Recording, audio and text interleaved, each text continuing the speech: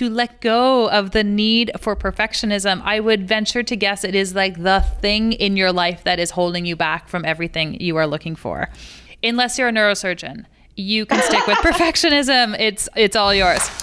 This is the Anthropology Podcast, the podcast where we optimize the bodies, brains, and lifestyles of entrepreneurs, go-getters, and world-changing innovators. Welcome to the Anthropology Podcast. I'm your host, Dr. Megan Walker. As an anthropologist and naturopathic doctor, I optimize the health and performance of badass women working to change the world as entrepreneurs and go-getters. You know these people. They are people kind of like you. Before we jump into the interview, I want to invite you to join our free Facebook community, Legacy. If you want to be something amazing, you need to surround yourself with amazing people. The Legacy community is made up of badass women living, not leaving, but living our legacy every single day. We are leaders, parents, entrepreneurs, and innovators collectively committed to leaving the world better than we found it. My mission is to support the health and optimization of these badass superheroes, literally to places we never thought imaginable. If you are on a mission and get it that your health is the key to your unlimited potential, then join us. We are super awesome. You can find us on Facebook at www.facebook.com/groups/BE Legacy. See you there. So today I had the chance to have a conversation with Rachel Maskell. Rachel is an entrepreneur, a mom, and a boss, and appropriately her company is called Mom Boss. She's got podcasts, she's got these incredible mom boxes which facilitate self-care, and as she likes to put it, self-centeredness, this type of time alone that women need to actually reconnect with themselves. This was a really great interview because we got underneath the hood of some of the things and beliefs that we carry as women that prevent us from legitimately engaging in self-care. We talked about Rachel's non-negotiables. We talked about her morning pages and what that means to take some time and actually just write and engage with her creative self. We talked about the perfect women and why aiming for perfection is usually the thing that holds us back. And we talked about pulling together and utilizing all of these skills to move ourselves forward in life, venturing towards progress over perfection. It was a really great interview, especially if you want to get in and understand what it is that motivates us as women, as entrepreneurs, and as mom bosses out there in the world. My pleasure to introduce you to Rachel Maskell. Rachel Maskell, the one and only mom boss. It is such a pleasure to have you on the Anthropology Podcast. Thank you, Megan. It's such a pleasure to be here with you. And I'm so excited for your podcast. It's been great listening to it. Oh, well, thank you. Well, I'm so excited to have you here. I mean, you're experienced in this domain, and I couldn't think of a better person to really delve in and start to explore the concept of being a mother and balancing the care and nurturing of other people, but then driving your own entrepreneurial ambitions. So I can't wait to jump into this conversation. Sounds fabulous. I'm ready. All right. So you're one of those women who is just inherently resourceful. You've got all sorts of talents, limitless competencies. Can you share your story about how you settled into and founded Mom Boss and now Mom Box? You know, I think one of the things to kind of back up a little bit before even Mom Boss was initiated, so my husband's an entrepreneur, and when we first started dating, and actually soon after we started dating, we left and we started traveling all over New England and quite a bit. And my world was a lot about supporting him and helping getting his business off the ground and, you know, doing all the things that us women tend to do to help our partners. With always the back of my mind is like, okay, at some point, like I've got some stuff I want to say. Like there's things that I want to share, but never really knowing what that was or how it was going to come into play, and just kind of rolling with things as we do. And then I became a mom. And then, you know, when you become a mom, your world goes upside down, and can take many different paths. And what I was struggling with a little bit, and also just thinking about is like, how do people do this? How do we women do this? How do you continue to travel, which we did quite a bit and still do quite a bit, to support my husband, to be a mom, and to not lose sight of myself. And at the time, I was mainly supporting my husband, but also I had a web design and branding company that was, I had 2 other women that were working with me. And one was also a mom. And that, trying to balance doing all of that was a lot. And so I started Mom Boss originally as a podcast. And the first season was just me exploring what the heck is all of this. And so I would walk around, and I was trying to do it like very This American Life, like NPR style. And I would record tons of ambient sounds. I would record conversations of Kaliana and I. I would record like really dark moments of being a mother and like my just like challenges. And then I would cut and put the show together, and I had these different topics that is like being a mom, being a boss, being a wife, traveling. And that was really fun, and I enjoyed that, but it was a lot of work because, again, I was a solo person, doing it all. And it was like, I can't maintain this level of production and do everything else. So fast forward after that, I started rethinking about the show. It's like, okay, what is actually going to be really valuable for people and valuable for myself? Because part of all of this was me looking to explore motherhood and understand what it means to be a modern mama. What does it mean to have to be wearing all these hats and still look pretty and be healthy and, not lose your cool. Never lose your cool. Never lose your cool. Or at least don't let them see you. That's not entirely true.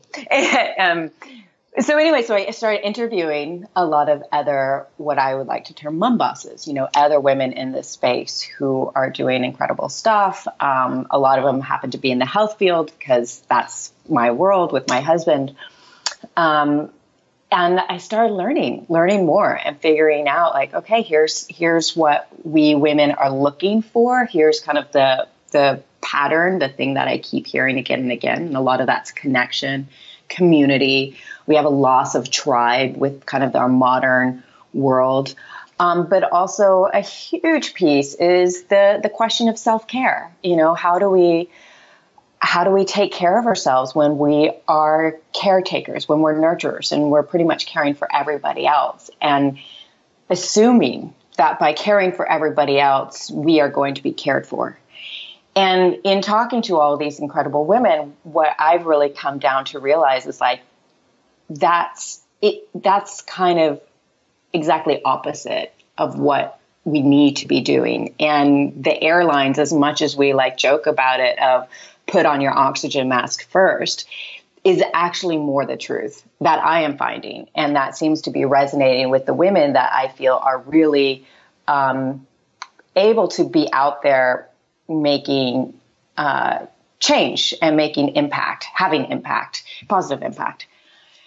Which led me to do the Mom Box. So Mom Box is a subscription box, or you could buy a one-off box, and in it are products that help support us moms and women, and it's looking at different elements of ourselves. So helping us there's products to help us take time to like just breathe and reconnect with ourselves. To start tuning into what our natural gifts are, to things that are going right in our world. So, reminding us to think about what we're grateful for, reminding ourselves that we are enough, reminding ourselves that things that we have that capacity to really focus on the positive aspects and attributes of our lives, and that as being a really valuable element to moving through all the crazies. Looking at ritual and actually doing things to take care of our bodies, like probiotics and vitamins and water and, nutritive things that we could do as daily routines, as well as having creative outlets. So what are the things that we could do to really express ourselves? And I think all of these elements are items that we tend to know we need to do for ourselves, but often get put in the background and kind of forgot about because we're spending all that time taking care of everybody else and checking off all of our to-do list. So the idea with Mumbox is like, here's your reminder. Even if it sits in your house and you don't open it up at all, that box is going to sit on your counter as a reminder that you are important and that you need to take time for yourself. And it's not just about,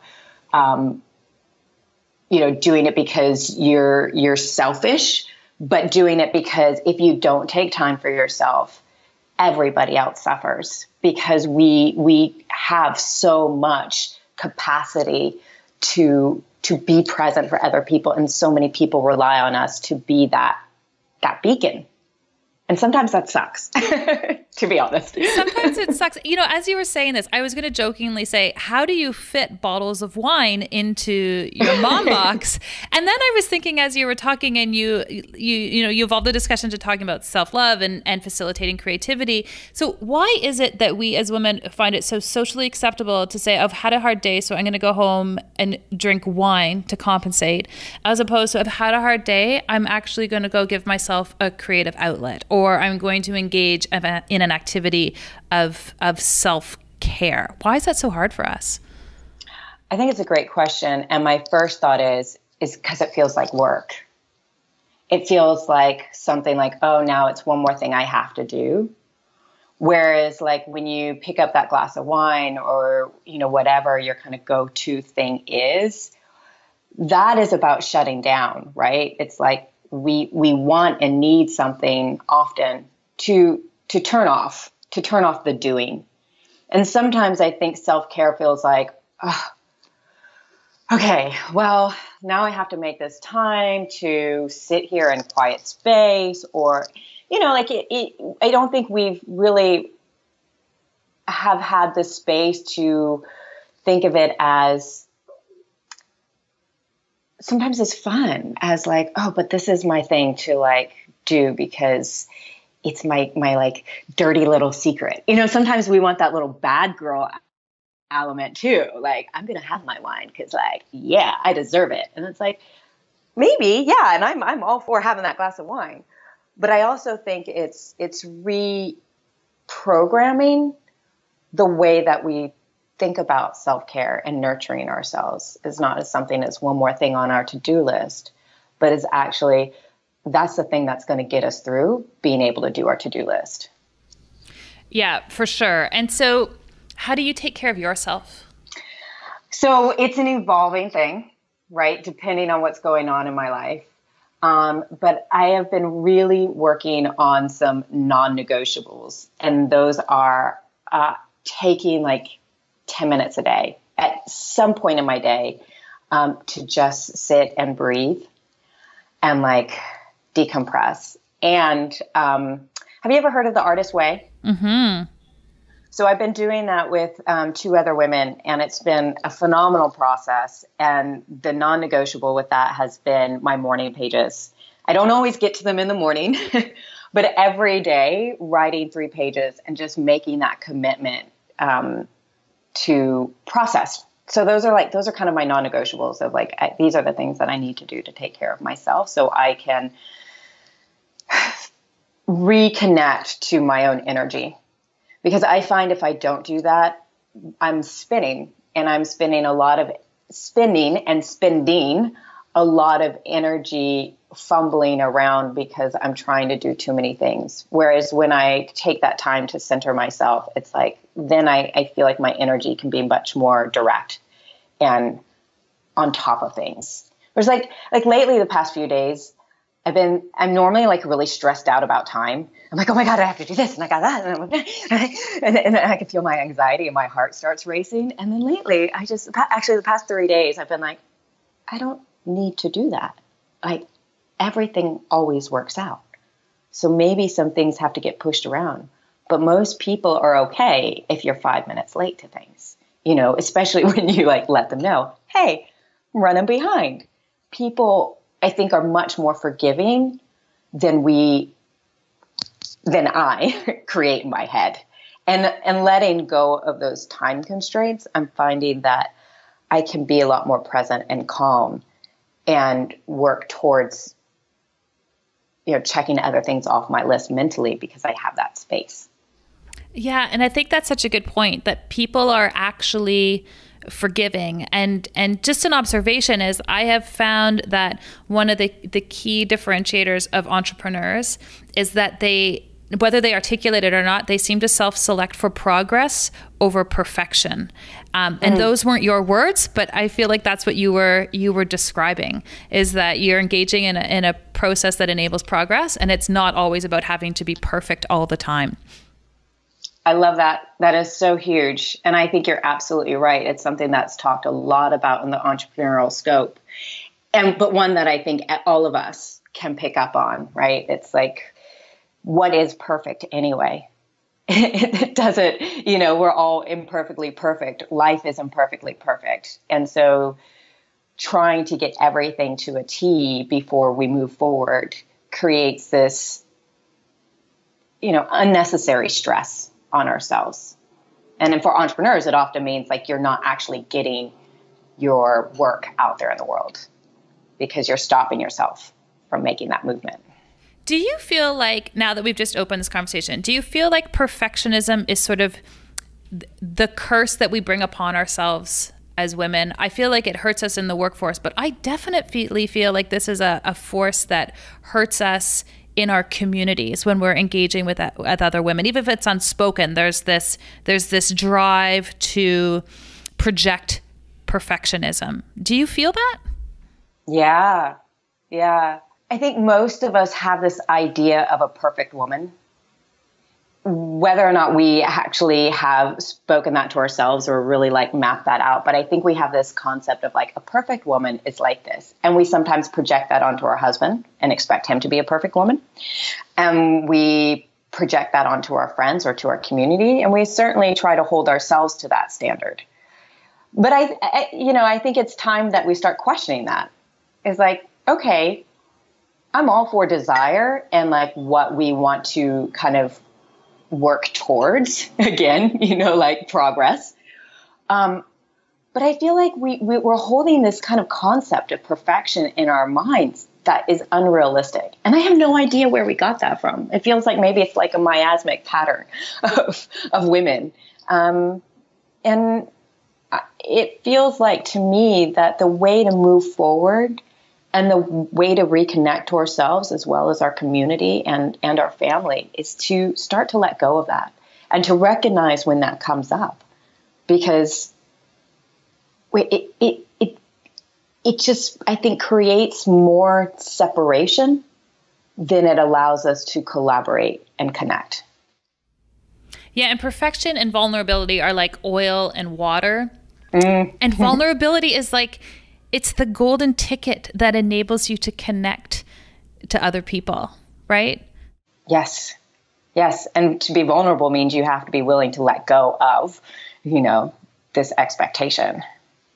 Absolutely. So this, if nothing else, I want this to be a call to action to people who are listening to let go of the need for perfectionism. I would venture to guess it is like the thing in your life that is holding you back from everything you are looking for.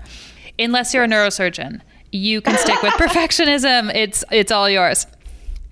So if I look at the term mom boss, what does that mean? Who is a mom boss? Do you have to be a mom? No, you know, it's a good question. It's a funny question because one of the things that I've really been focusing on is exactly that. Like, okay, mom boss. Like, if I was to define that for someone, what would it be? And the more I've like kind of sat with it and played with it and explored the brand, to me, it's a philosophy, it's an attitude, and it's a mantra. So you don't have to be a mother per se, but I think it's also a noun and a verb or adverb or something like that. You know, where it's like, okay, a mom boss is a person who knows who she is, has that sense of vulnerability of like, okay, I know I'm not perfect and that's okay. And I'm going to be, I'm going to do the best that I can and stay committed to that as best as I can. And I'm going to forgive myself when I don't, so we, particularly as moms, we're having to wear so many different hats, and you're juggling a lot of things and it gets crazy. And sometimes we yell at our kids or we just want to throw stuff, and like giving ourselves permission to be like, it's okay when we do that. And we're always going to look to see like, how can I be the best version of myself? And I say mantra too, because there's times when it's like, when my world feels really upside down, I could just be like, mom boss, mom boss, mom boss. And it's embodying that energy that helps me to like, again, reconnect my energy and be like, this is how I'm going to deal with this situation. And you see it in women all around. It's like, okay, that person it's a sense of knowing who you are and how to come back to that place when everything feels kind of upside down and chaotic. Yeah. And it's interesting, even as you talk about it, I also see it incarnating as a leadership role. So, as we're talking about perfectionism, and we're talking about, there's those days where you just can't cope, or you're like, your house is falling apart, or like you missed the appointment or whatever else happened. When those things happen in my world, the first people I talk to about that are my kids. And I use it as an example to say, listen, like, mommy's not perfect, and I wasn't ever trying to be, and that these things are okay. And that to me is a leadership issue. How do you talk to your daughter Caliana about these types of things? How do you impart the principles of mom boss onto her, even though she's still really little? So actually that's one of the things that has inspired me to do Mom Boss and to like kind of initiate this, what I like to think of as also as a movement, right? And so bringing all of these incredible women who are doing great things into the tribe. And I like to think of it as lead by example.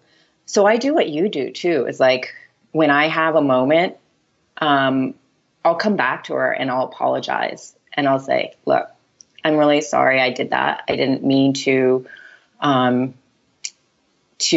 at you. I just was overwhelmed and I apologize. So she gets to see that. And also like she sees me meditating and we pull cards together and, I talk to her about the things that I need. Like, okay, I need this time right now, Caliana. And I need you to, you could draw, you could do this. Let me get you set up. So she just understands too that like my taking care of myself is important. Learning to forgiving myself and asking for forgiveness from somebody else is important. And then like when she has meltdowns, like, I let her have meltdowns too, because I want the kind of thing that I want for myself is what I want for her and vice versa. And the more that I, again, like I've been sitting with a lot of this stuff lately and had some somatic body work done, which really connected me with my inner child. But it did. Like I started thinking about all the stuff, all the memories and pains that I've been holding into my body for many, many, many years. And I saw kind of those patterns and where it came from as a child. And a lot of it was just my parents not really knowing how to deal with me and wanting to shut me down because that was easier to control. And I see Caliana as like my little inner being, right? What is it that my inner being wants and needs is exactly what she needs. And that's love and nurturing. Yes, boundaries, but boundaries through love and not withholding love. And that's hard. But to me, that is Mom Boss, right? Like we have to embody that so that we can pave the way for our children so that they learn by example. They watch us. They're not, they pick up so much more from observation than they do from anything else. So I think it's really important that I myself live it, but then also as I can, and when opportunities arise, to use them as a teaching moment with her. Yeah, it's so true. And it's not just kids, right? It's like if you have colleagues and if you have other family members and spouses, the boundaries you put around your needs with respect to self-care are what they're going to in turn ask for from their community. It has a huge resonance effect in terms of its ability to impact other people. Yeah. Yeah. I mean, I think, and we're all looking for that, right? We're all looking for an example that we can follow.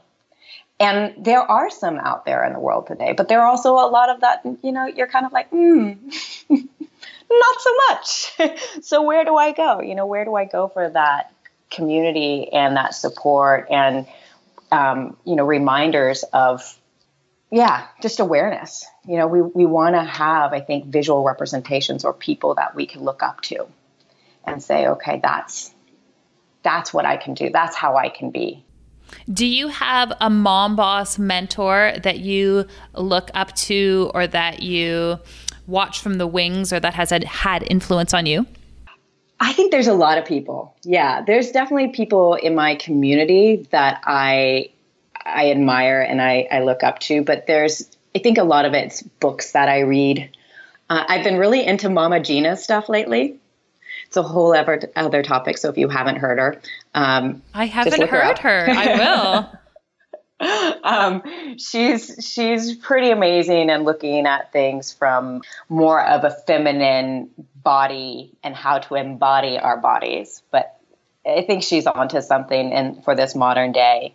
This isn't a mom boss, but Carl Jung, I freaking love all the stuff that he brought into the world around understanding our subconscious and patterns, and really looking at how our subconscious speaks to us through symbols and things in our environment. So I'm very much into that kind of spiritual world as well, and seeing how we can take some of those patterns and bring them into our modern day world. So I have somebody that I've worked with for many years, Elvia Nina Rowe, who's a reverend and works at Angels Teach. So she's been a mentor of mine. And since I've been working with her, I also do some teaching through that community. So, in talking about that, and you mentioned this concept of feminine embodiment, and looking at mom boss and the role that women have in sculpting so much of our society and communities, what does the word feminism mean to you? Oh, just throw that one down. Let's just go there. I think that we're in this new place of feminism where my mom's generation and kind of her siblings were really all about equal rights, right? Like, we can do what you can do. We deserve exactly the same thing as you men. And I think that provided a lot for us in moving women forward and the movement towards women getting the right to vote and all of that. Like, so grateful for the women that came before us. And I think for me, what feminism is now is really understanding our differences and understanding our strengths and stepping into our strengths rather than expecting to be more like men and fighting the battle of a man. We are different. We are built differently, physically, mentally. The way our brains work are different. Our hormones are different. Like, Alisa Vitti does some really great work with looking at our hormonal patterns. And men are on a 24-hour cycle. Women are on a 28-day cycle in the way that our hormones function. That is a fundamentally huge difference in who we are. And so for me, feminism is about coming back to our innate cycles, like understanding how our bodies work, understanding what makes us different, what makes us unique. And instead of seeing that as something that's bad or wrong, as something that's incredibly powerful. And so tuning into our bodies, understanding that we have different anatomy than men, and that's a good thing. And how to utilize that to feel more radiant and in our bodies, and that our bodies can be powerful tools for me is about feminism. That it's a big piece, our bodies, but mainly understanding that we are different, and that's good.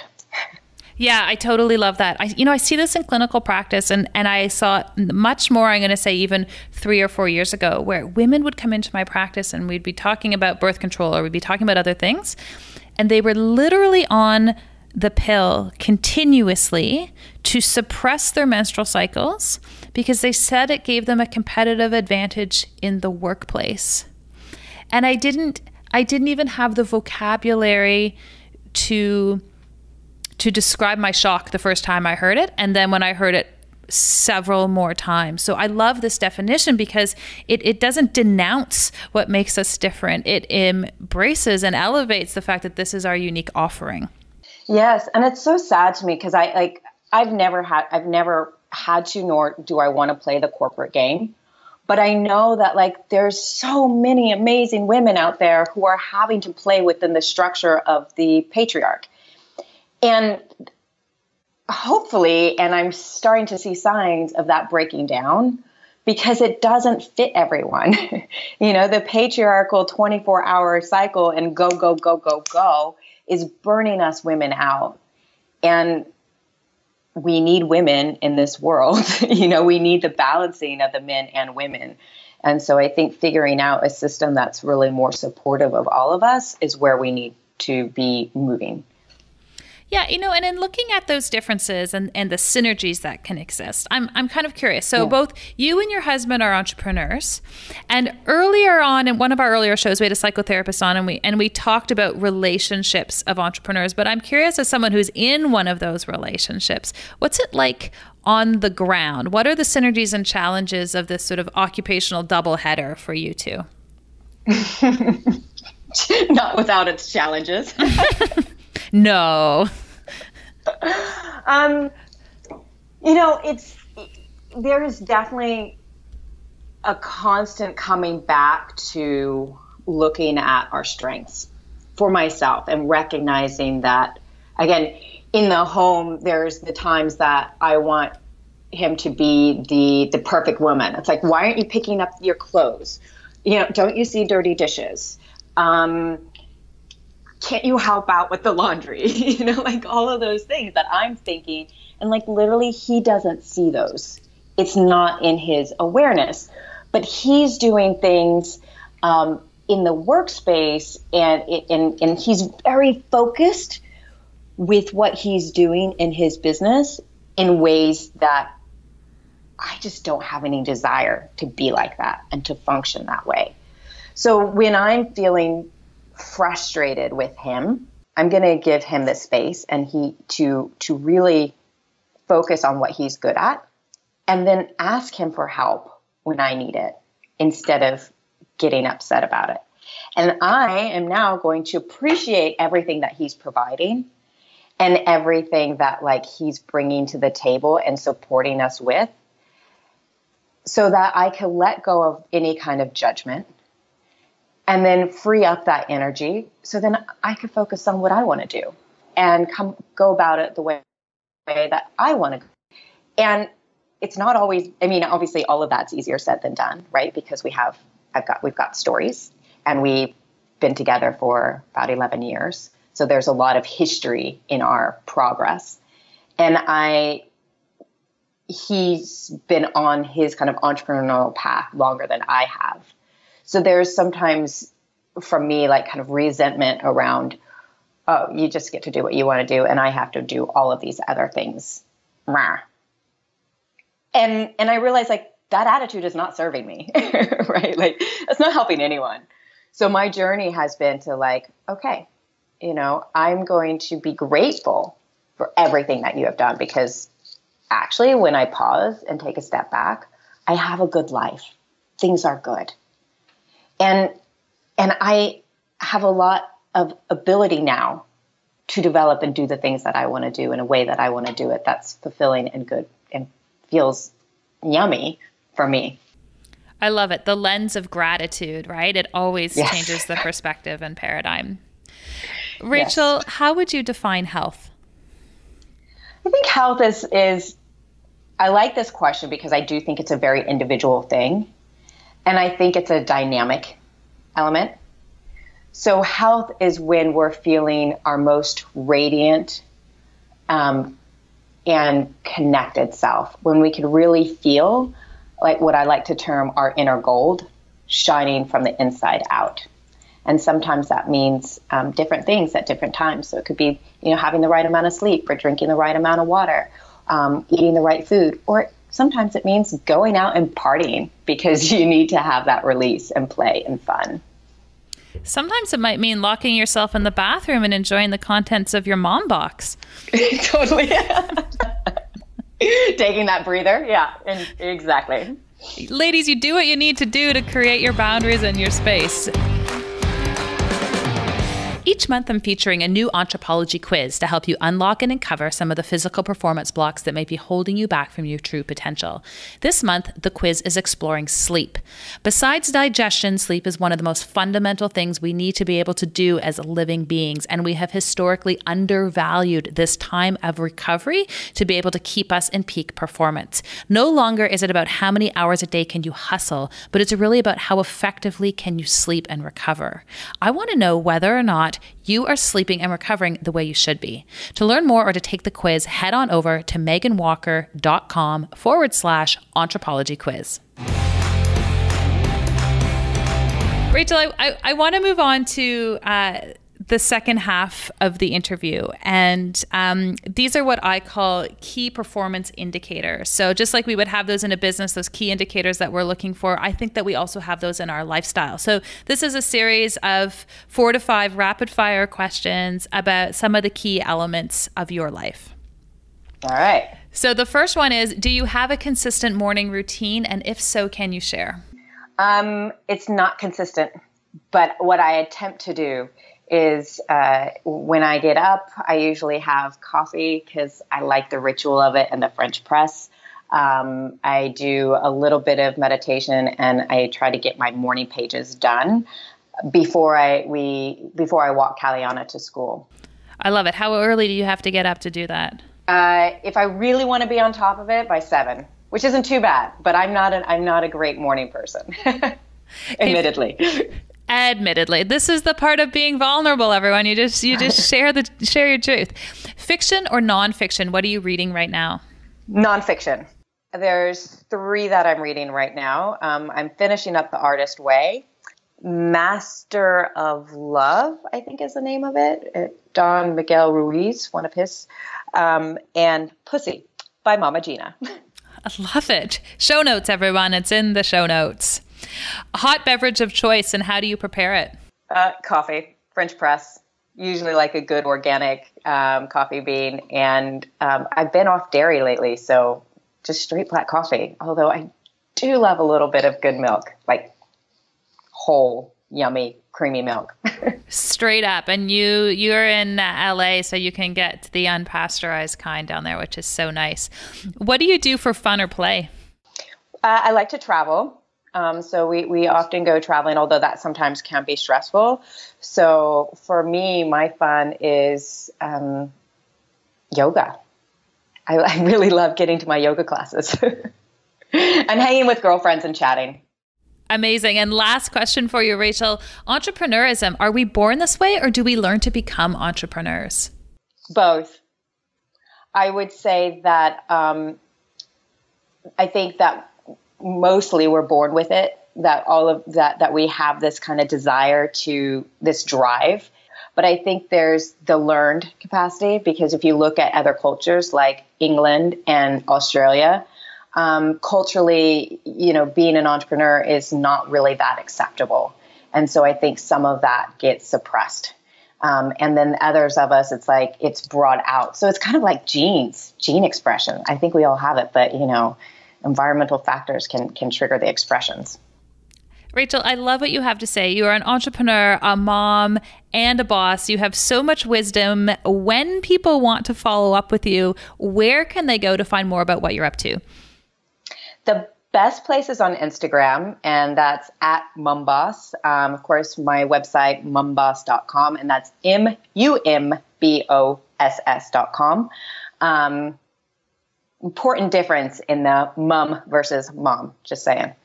Yeah. And I'm also on Facebook, but spend most of my time on Instagram. I love it. We'll have all of that information in our show notes so people can track you down. As always, it's such a pleasure. Rachel, thanks for being with us. Thank you, Megan. It's been great. If you enjoyed our conversation and would like to hear more, head on over to Stitcher or iTunes and subscribe to the Anthropology Podcast. We would also really appreciate a quick review. When people have their health, they can change the world. Let us keep you healthy and you go change the world.